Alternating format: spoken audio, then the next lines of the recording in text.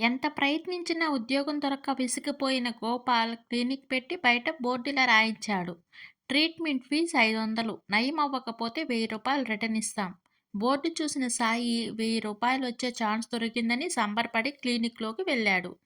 Sai: doctor, నా నాలుక రుచి చూసే సామర్థ్యం కోల్పోయింది. గోపాల్: నర్స్, ఆ 22వ బాక్సులో ఉన్న మందు 3 చుక్కలు తీసుకొచ్చి తన నోట్లో వెయ్యి.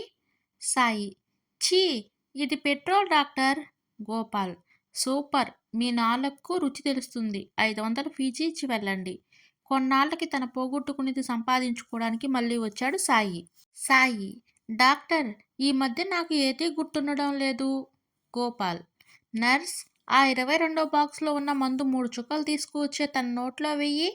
సాయి: అయ్యే బాబోయ్, అది పెట్రోల్ కదా డాక్టర్. గోపాల్: కంగ్రాట్స్, నీ మతిమరుపు పోయింది. ఫీజు ఇచ్చి వెళ్ళండి. కొన్నాళ్ళకు మళ్ళీ వచ్చాడు సాయి. సాయి: డాక్టర్, ఈ మధ్య నాకు కళ్ళు సరిగా కనిపించడం లేదు.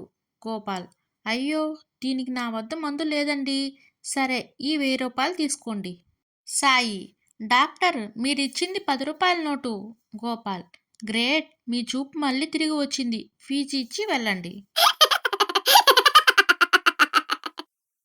కూతురికి పెళ్లి చేసి అల్లుడితో పంపిస్తున్నాడు సుందరం. కారు వరకు వెళ్లిన కూతురు వేగంగా తిరిగి వచ్చి తండ్రిని హత్తుకుని ప్రేమగా ముద్దు పెట్టి చేతిలో వస్తువు పెట్టి కళ్ళు తుడుచుకుంటూ వెళ్ళిపోయింది. నీళ్లు నిండిన కళ్ళతో ఆ దృశ్యాన్ని చూస్తున్న బంధువులు తండ్రికి ఏమిచ్చిందని ఆసక్తిగా చూస్తున్నారు.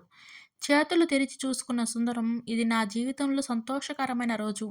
నా కూతురు మర్చిపోలేని గిఫ్ట్ ఇచ్చింది.